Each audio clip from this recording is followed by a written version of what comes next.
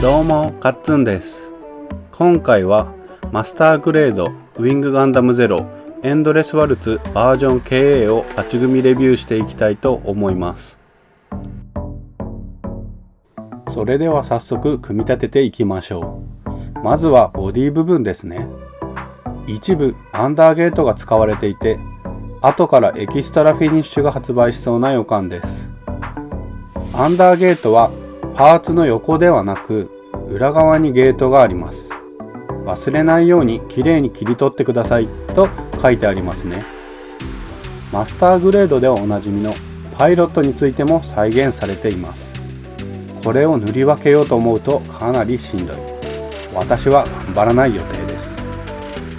胸の中央のクリアパーツの下の装甲はゼロシステム起動時に展開するようになっているようです。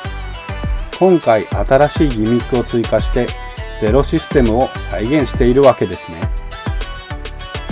ボディパーツの完成です。胸のパーツの一部が外れやすいようなので、ここは後で接着してしまいます。次は頭部の組み立てです。パーツがめちゃめちゃ細かいです。熊取り部分は分割する必要があったんでしょうか。耳の部分も胸部分と同じくゼロシステム起動時に展開するようになっています。それにしてもかなりのイケメンです。続いて腕部分です。上腕部分は ×2 マークがついているので左右同じですね。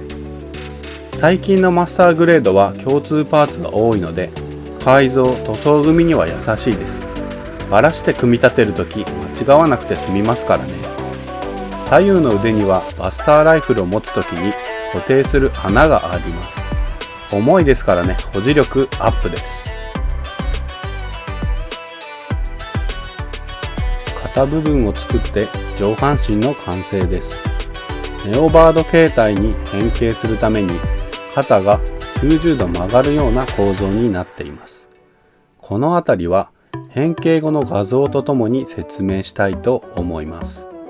また肩の3段構造は上下に動くようになっています。いやー、芸が細かいですね。青いパーツは薄い青と濃い青の2種類の色分けがされていて、いい感じのアクセントになっています。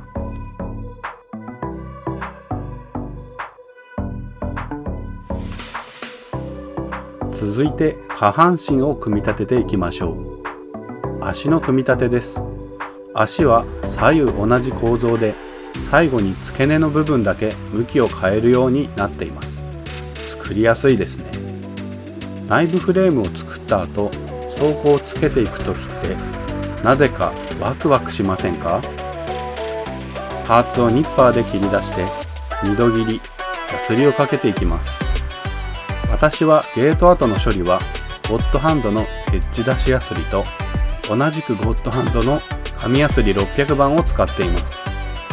エッジ出しヤスリは金属ヤスリで結構削ってくれる割に仕上げ面が綺麗なので、こういうゲート跡の処理も使えます。今回つま先部分が別パーツ化されていて、かなり豊かな表情付けが可能になっています。またふくらはぎの部分は左右に展開する機構が追加されています。これによって足の可動域がかなり広がります。腰のパーツを作って本体部分の完成です。足の付け根の部分は前後にスライドするようになっていて、こちらも表情付けを豊かにしてくれそうです。腰の後ろには台座と接続するための穴が開いていますが、台座を使用しない時のためにパーツが付属しています。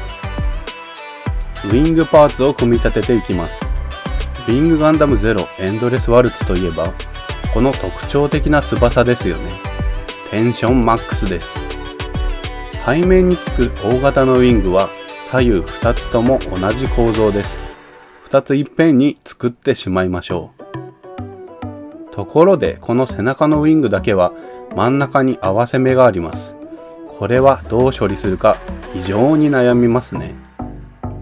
続いて左右のウィングです。このウィングについている小バネなんですが、微妙に形が違います。説明書とにらめっこしてもいまいち判別がつかないのですが、パーツがきれいにはまる部分は1箇所ずつで、あとは違和感が残ります。自信のない方は1つずつ切り離した方が良いでしょう。ウィング部分にバスターライフルを収納できるようになりましたね。長年の疑問だったバスターライフルはどこに行く問題が解決しました。次は台座です。普通は最後に来ることが多いのですが、なぜこのタイミングで作るのでしょうか。作ってみて分かりました。自立できるもののポージングが難しいこのキット、早く台座に乗せて飾りたくなるからです。台座はネジ止めがいらないタイプなので作りやすいです。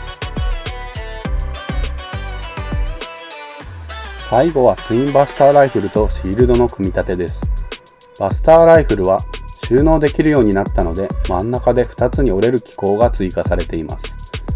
バスターライフル先端のパーツなんですが、切り取り取り扱い注意です。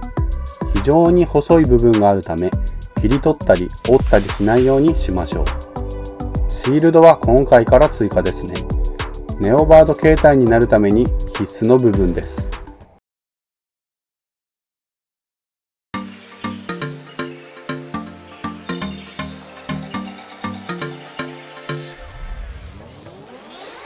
勝ち組状態の完成です。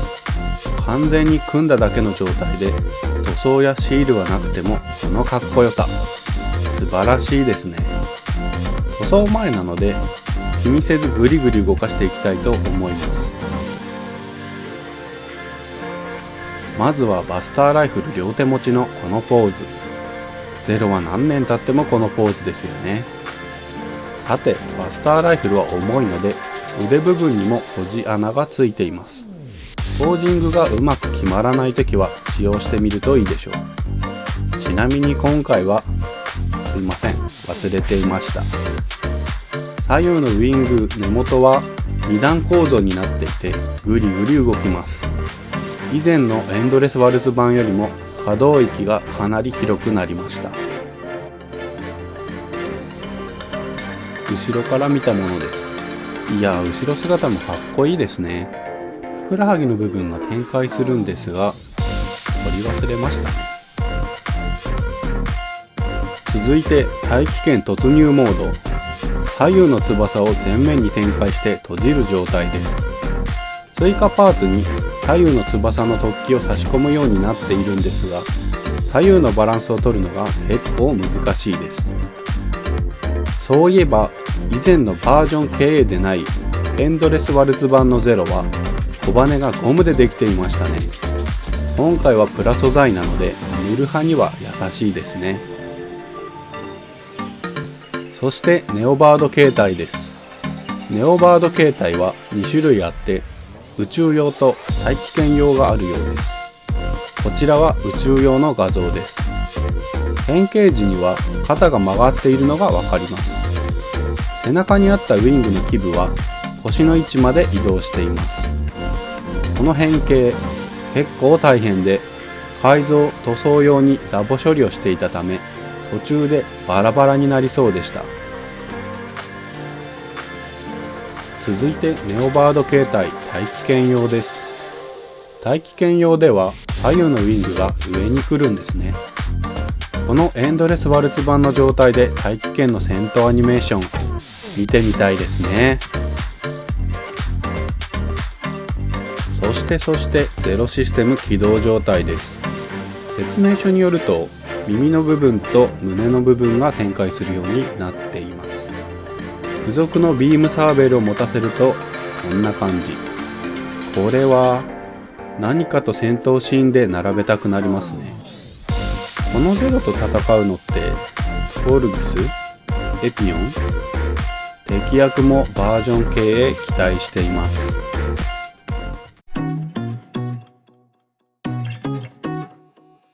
はい、今回はマスターグレードウィングガンダムゼロエンドレスワルツバージョン KA の勝ち組動画でした。